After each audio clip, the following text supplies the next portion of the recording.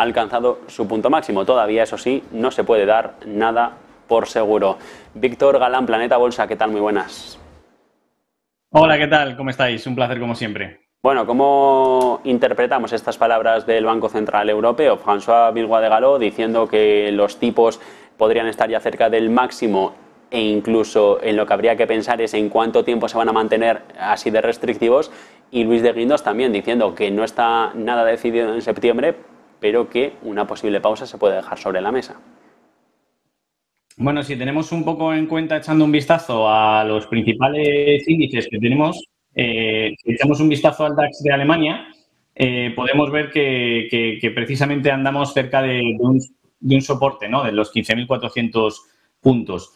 Esos 15.400 puntos, pues bueno, va a ser una zona probablemente que si perdemos vamos a entrar en problemas importantes.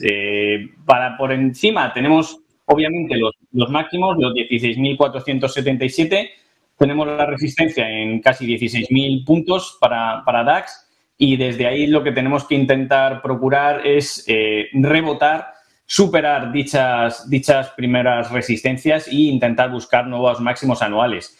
Probablemente el DAX en estos meses esté tomando un ligero descanso. También es normal que agosto, ¿no? En las bolsas, pues Europa y tanto Estados Unidos se han tomado un pequeño impasse porque obviamente la volatilidad ha sido mucho más pequeña, pese a que ha habido descensos en los principales índices, pero desde luego por aquí es donde tendríamos que empezar a pensar que quizás sí que estemos llegando a una cifra en que los tipos de interés ya no tengan mucha más subida. No significa, ojo, que vayan a ser bajos y que volvamos a ver tipos del 1, del 2 o incluso del 0%, pero sí que probablemente se esté gestando un movimiento monetario, probablemente de inyección de dinero tras reducciones de balance en estos últimos meses, y que probablemente también traiga con ello una pequeña bajada de tipos de interés. Bueno, de momento estamos en esa recta final, aunque los PMI sí que nos están dando señales de que estamos entrando en una zona de enfriamiento económico. Esos que hemos visto en Europa que todavía nos dejan por debajo de la zona de expansión, con China dando la nota discordante y diciendo que con respecto a los oficiales que se conocían ayer que eran negativos, el Caixino ya habla ya de expansión. Sí, efectivamente, al final probablemente los PMI no están siendo todo lo perfectos, ¿no?, que a veces esperábamos. Lo que sí que es cierto es que, bueno, la inflación sí que probablemente vaya remitiendo, como hemos visto en estos meses. Obviamente, si vemos que la inflación sigue remitiendo, vamos a ver probablemente mejoras, ¿no?, en algunos de los indicadores económicos, y sí que en ese sentido habrá que estar muy pendiente también del petróleo, ¿no? Es ahora mismo un factor y un commodity fundamental. ¿Por qué? Porque lo tenemos aquí precisamente intentando romper la barrera de los $84, el West Texas. Tiene una posición ahora mismo similar, o una zona de acumulación que puede ser bastante alcista, puede ser bastante peliaguda, y esto puede comprometer tanto un poco el devenir, ¿no?, casi del comercio a nivel mundial, como de la salud del mercado y de los índices a nivel mundial, y también obviamente va a afectar muchísimo a la inflación, ya que hemos visto una mejora significativa porque veíamos el petróleo casi en 6 de junio, 13 de junio, a la mitad de lo que lo hemos tenido hace unas semanas, pero quizá la tendencia puede estar revirtiendo y eso puede ser peligroso.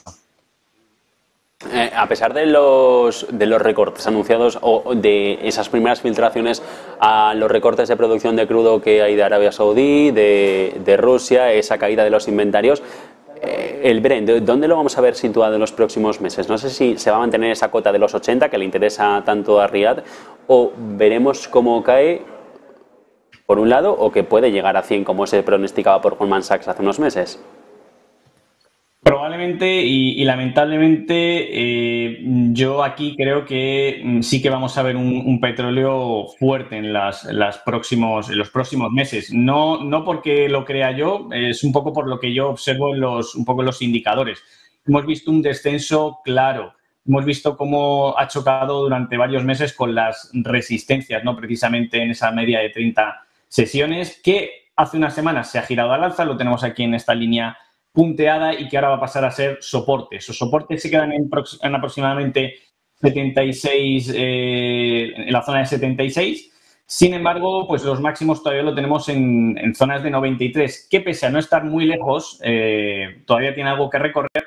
Los indicadores, si bien nos están mostrando bastante fortaleza, miramos el dinero institucional que ha entrado precisamente en el commodity en estas últimas semanas, con respecto al último año, es una auténtica barbaridad, un 22, un 23% más. Estamos viendo que está a punto de hacerlo mejor que los índices americanos y probablemente esto no va a traer buenas noticias o quizá buena sintonía para una mejora quizás de una posible recesión, sino quizás agrave algunos problemas. Hay que ser prudente, vamos a ver si llega a la cuota de 93, pero probablemente esa zona de 100 va a ser un factor crucial, ¿no? Y más teniendo en cuenta que actualmente entramos en septiembre y septiembre también es uno de los meses más complicados, ¿no? para el dólar, porque precisamente se suele apreciar bastante y apreciar bastante significa que todo en esta moneda encarece. Bueno, y luego el dato de paro, esa tasa de desempleo 3,85, 3,8%, que ya bailan los números, 3,8% que se va en Estados Unidos, sorprende para bien al mercado, aunque para mal a la economía. Sí, la verdad que los datos del empleo también están siendo cruciales y además, en ese sentido, sí que tenemos,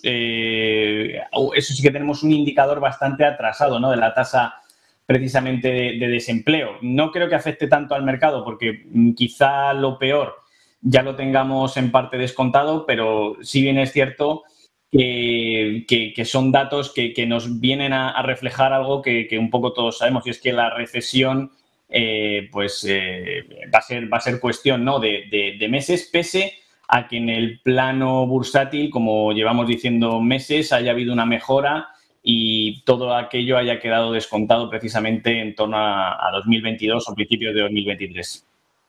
¿Tipo de recesión? ¿Breve y profunda o alargada en el tiempo? No, yo creo que puede ser una recesión breve. ¿Por qué? Porque probablemente los bancos centrales, como hemos visto, no han sido capaces de reducir gran parte del volumen de balance, ¿no? Que ellos querían sacar del sistema. Querían retirar mucho dinero del sistema y no han sido capaces, ¿no? de conseguirlo. ¿Por qué? Porque probablemente simplemente intentando repagar esos intereses de aquellos préstamos o del dinero que han cedido, ya simplemente por esos mecanismos tienen que volver a solicitar más y más dinero, ¿no?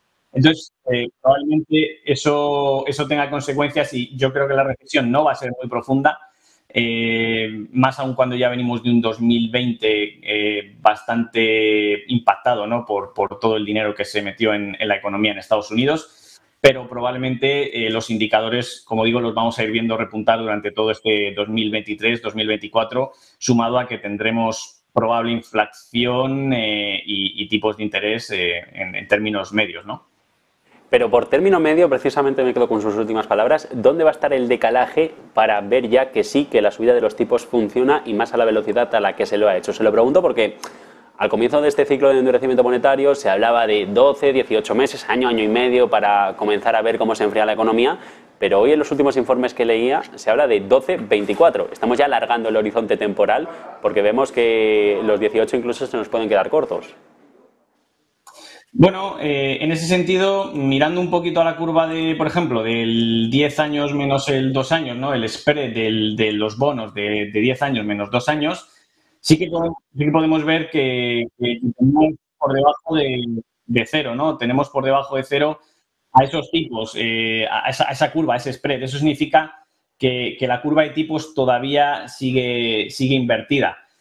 Cuando esto ha ocurrido, ha venido precisamente esos términos de recesión. ¿Cuánto va a durar? ¿Cuánto tiempo va a tener de decalaje en el tiempo? Pues es algo que después de decenas y decenas de recesiones a lo largo de estos últimos años, todavía no se ha llegado a un consenso. Pueden ser entre 6, 12 meses, 18, algunos 24. Lo que sí que es cierto es que este spread es un indicador de que algo en la economía no va bien porque no se pueden pagar más los tipos a 2 años que a los de 10 años, porque obviamente la diferencia temporal indica que en el 10 años debería haber muchísima más incertidumbre y que lo haya en el 2 años es un problema. Pero, como digo, no hay un claro número o número de meses claro en torno a este tipo de situaciones en cuanto a recesión. Bueno, pues con esto nos quedamos. Víctor Galán, analista de Planeta Bolsa, como siempre, un placer de charla. Buena tarde. Bueno, buen fin de semana. Gracias y buena tarde. Un saludo a todos. Bueno, pendientes de todos estos asuntos.